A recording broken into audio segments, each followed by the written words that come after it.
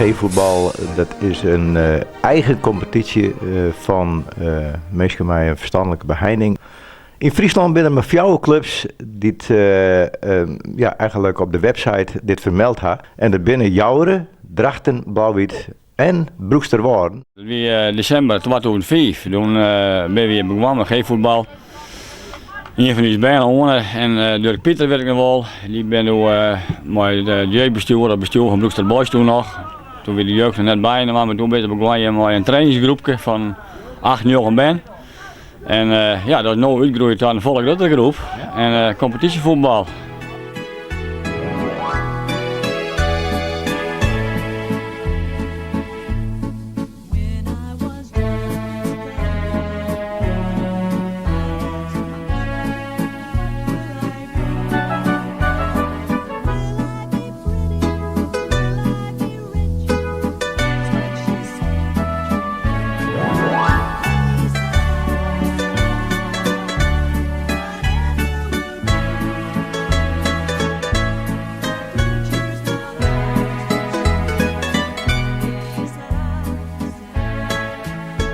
We gaan nu zelfs een A- en een B-team.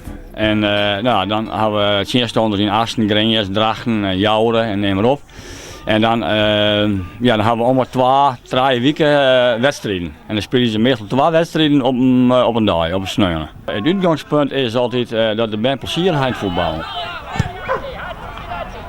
In de trium bent een van de spelers van het eerste team en dat is Leonardo van der Kramer. Je speelt juist een wedstrijd in Damar, Blauw-Wit en Kids United. Daar had je wat een drokkerdij. Ja, zeker. Vanavond het B-team naar Drachten voor een voorwedstrijd. Het G-voetbal, ja, dat komt op de websites en daar zie je dus uiteindelijk dat het maar weinig voorkomt in Friesland, maar ook in Drenthe en in Greensland. Want ze moeten ook reizigen. Ja, die wedstrijden van het G-voetbal bij 4 voort. Hoe regel je het eigenlijk? Nou, we hebben vaak 1 of soms 2 busjes, maar het hangt even van het aantal spelers af. Ja, maar wat betellen we natuurlijk, want er zijn toch busjes dus die maar hier. Ja, die worden hier, maar dat wordt het jeugdbestuur wordt dat regelen.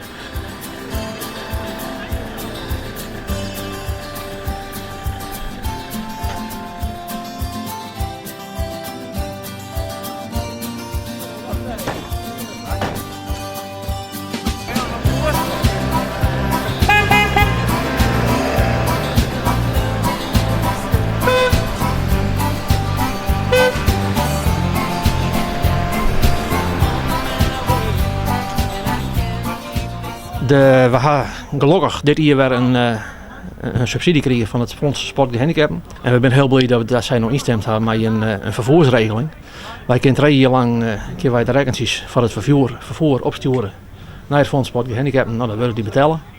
Nou, dat is ook wel nodig, want ja, voor de uitwedstrijden zijn maar vaak 1 voort en de poldering en weet ik het al hier. Dus het kost een mooi periode en er zijn altijd 2 busjes mee. En dan kunnen we zo'n beetje 3 jaar lang, het gaat op €4.000. Dus dan kunnen we 3 jaar lang wij daar het vervoer voor betalen. En daar ben we heel wies mee. Want we zitten natuurlijk met protobaan die in te hoes zetten. En dan is het wat moeilijker om daar geld voor te vregen.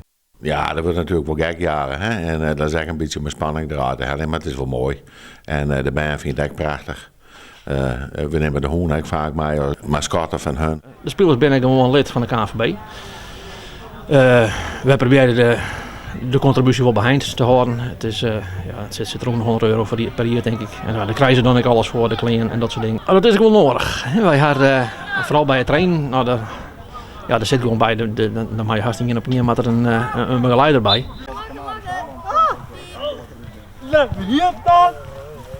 Nou, gaat er nog 1 keer opnieuw, boys. Opnieuw. Rustig jongens, Sieberen. Shit, dat is beter jongen. Heel goed. En dan gaat het. Zo, hoppa. Perfect. Netjes. Nou, we zijn heel blij met uw groep trainers. We hebben eigenlijk al hier spelers of jeugdspelers die er mee bezig zijn. En daarnaast is er van vrijwilligers, ja, er is extra begeleiding nodig. Meer dan bij de reguliere elftal. En dat, er kan altijd meer bij. En daar zie je wel eigenlijk om, want ja, vrijwilligers die zijn net meer zoals vroeger jarenlang actief vaak. Het is vaak een per jaar. Dus vrijwilligers bij het G-team kunnen we altijd broeken. En dan gaat het vooral om leiders en mensen die het begeleiden willen naar uitwedstrijden. Mensen die hier iets mee gaan. En ik zou zeggen van ja, waar gaat dit net? Want het is op voetbalgebied eigenlijk het mooiste wat er is, denk ik. De jeugd is hartstikke dankbaar en het beleeft een heel veel plezier om. Dus altijd vrijwilligers, mensen binnen die hier wat vervielen om je mij te helpen, ja, die zullen we heel graag willen. Het kost aardig wat tijd. Hè? Maar als het een just, ja, hoe mag ik het zeggen? Dat, wat je bent, hoe je ervan genieten, nou, dat is helemaal goed. Ze spelen een wereldkampioenschap, zo zie ik het altijd maar. En dan moet je gewoon heel duidelijk wijzen. Dat mij behoren bij mij dat ik wijs, maar bij deze groep zeker. Een baltje uit is een baltje uit. En net van Gemma Tro, nee, daar mij worden en daar mij een beetje tussen wijn vinden. Ze kunnen achteraf soms ook wel goed relativeren, maar op het moment dat er iets gebeurt werd, nee, hier binnen, ja, dan kunnen ze wel eens uit de slof zitten. Soms dan is het wat. Dan gaat het eens een keer motorisch wat onbeholpen of iets zoals. Nou, daar moet je altijd even rekening mee houden. Je moet het ook een beetje onveilig hoe het gaat. Je kan, als het een schouderduw is die ver is, dan is dat oké, maar soms moet je ook even beschermen daarin. Als je in een 12 biezen gaat, dan spelen we vaak 10. Je moet ook net de volle onderkant hebben. Nou, op zich gaat dat hartstikke goed. En nou, soms ga ik gewoon nog een bij hun, nou, dan speel je 9. Ja, het is maar kijk ook goed. Maar we hebben wel eens dat in een heel dik voorstiet, ja, dan halen we er een paar uit. En dan spelen we bijvoorbeeld 10-8, maar dat gaat altijd in goed doel, dus dat is hartstikke mooi. We hebben wel eens gewoon dat een keer een tegenstander komt en die had dan maar 6 of zo'n spelers. En dat wij dat zingen hebben, nou, dan krijg je een van u of 2.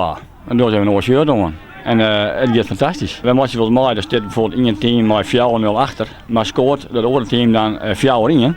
Nou, dan ben je liever blij als 4-4 weer. Hè? Het is altijd een soort vreugde met die band, maar ze hebben heel goed in de gaten dat het om winnen en verliezen gaat. Ja? Het wedstrijdelement zit er wel zeker in, maar net om de scoren. Op laatst kwamen ze met 7 man, 8 man naar ons toe. Dan sta je met 4 achterin en ze missen gewoon heel veel kansen op hun gebied. Dus wij hebben wel goed gespeeld, vind ik.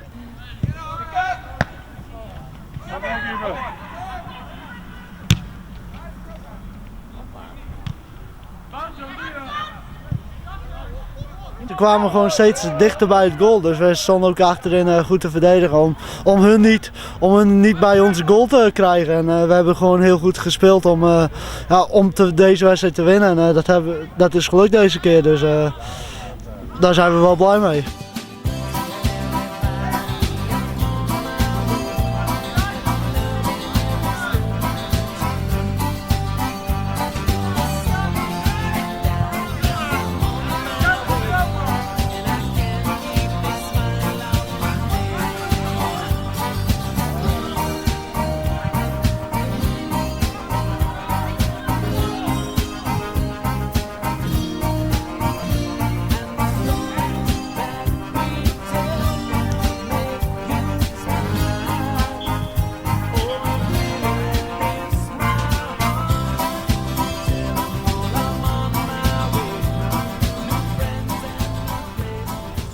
Ik stond achter de laatste man. Dat bevoelde je wel? Tuurlijk, dat beviel aardig goed, dat zei ik al weken, dus dat is mijn vaste positie wat. Ja. En Elroy, waar stiest u te spelen? Eerst achterin en daarna in de spits.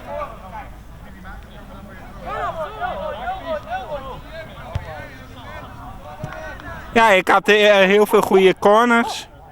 En uit een van die corners kwam een goal.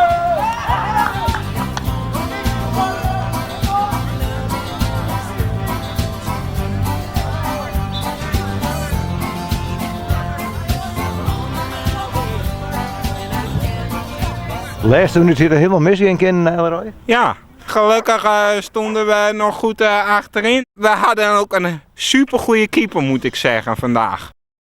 Als enigste dame was je ook bij Broeksterwaard? Ja, dat klopt. Vind je het wel leuk?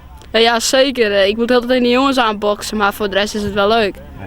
Dus dat zie je hier zo lang, hè? Ja, inmiddels wel, ja. Hoe is het Jordan om mooi te voetballen? Ja, heerlijk. Kids United voor het eerst in de geschiedenis verslagen.